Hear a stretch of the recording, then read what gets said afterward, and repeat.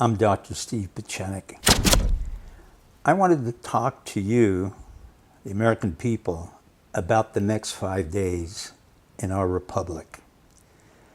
For the most part, many of you have understood that there was a civilian coup by Hillary Clinton and her sycophants regarding the takeover of the American republic. As we've talked before, there was a counter-coup initiated by those of us in the intelligence community, in the FBI, the New York Police Department, and many other institutions, both civilian and military, who were concerned about what Hillary and her friends were doing.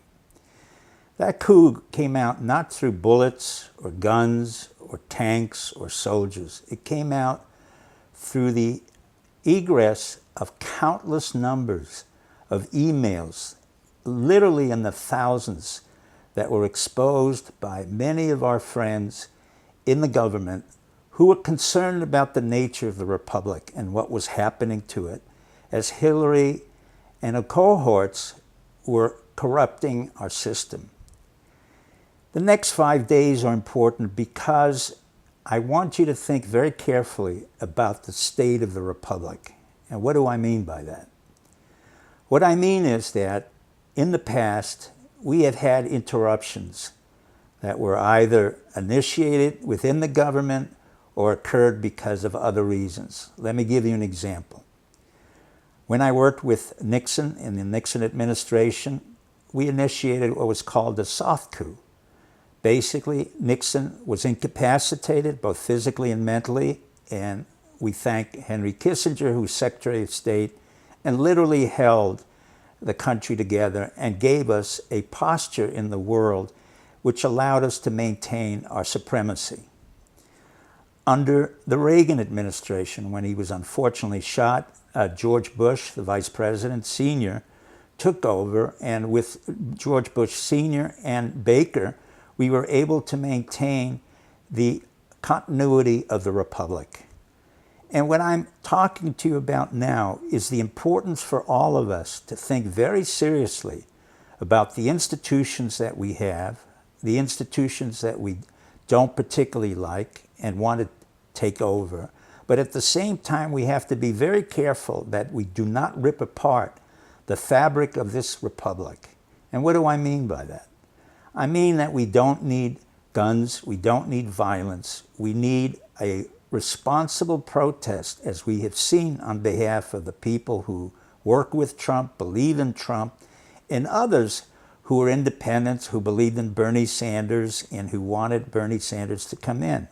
That's a natural sequence for the republic, and it's an important element of dissent within our republic.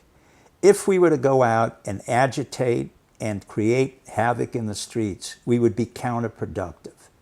Why? Because the world would look at us and say, look, we're no better than the third-rate republic like Panama or Venezuela. In effect, what's happening is, because of the bravery of many men and women in the FBI, the CIA, Defense Intelligence Agency, the National Security Agency, and many others within the 15 intelligence bureaus, they've come forth and they've said, we want to maintain the integrity of the republic, and we will do that in a peaceful way. I share that point of view. When I say that there's a coup, I do not mean that you kill people or you go out and you create agitation, propaganda, and fire in the streets and disrupt the everyday work life of America. What I mean by that is that we have been able, through the internet, to disrupt any activities which are not beneficial to the republic. Who determines that? Pretty much you do, the American public. And when the American public was disturbed by what they heard and saw with regards to Hillary and Bill Clinton and Podesta and Uma Abedin, they reacted appropriately. I want to thank the Trump family for having come forth and offered their services to this country. They didn't have to.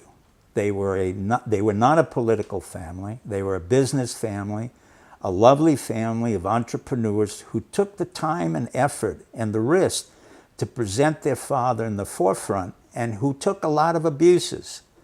Clearly, he's not a saint, but at the same time, he's not a sinner.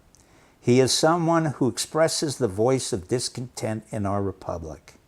And at the same time, there was Bernie Sanders, who expressed that discontent. For whatever reason, he decided to bow out of the race. It's unfortunate from my point of view because I had a lot of respect for him. I saw him give a speech in Warner, New Hampshire, and I really admired what he had done.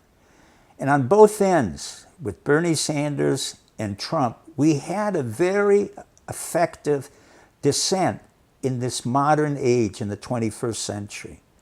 But remember, corruption will be part of any hierarchical system, no matter where you go. A certain amount of corruption is inherent in a system where people have to rule other people. What really begs the issue is the amount of corruption. With the Clinton Foundation and the Clinton individuals, we had so much corruption that it basically undermined the republic. Obama was part of that corruption. The Bushes were part of that corruption, as Bill Clinton was. So in effect, you have to think of this revolution in a timeline between the 1990s and 2016, when Bill Clinton first came in, stole the election, and then the Bushes came back in, stole their election in Florida. And now we, the people, are taking away that right of the Clintons or anyone else to determine our fate. I want to thank you all on behalf of myself and those of us who've served this country and to continue to serve the country, both in a civilian and a military fashion. And I want you to understand that come November 8th, it will be a peaceful change of administrations. And whatever happens, remember, the revolution is not over. Democracy requires a constant vigilance and dissension. That's part of what makes us so great. But I caution you, do not express this in a hysterical fashion or in an agitated way. Let us peacefully go forth, express our dissent, and vote accordingly. And hopefully we can win this time. Thank you, Mr. and Mrs. America, and God bless you.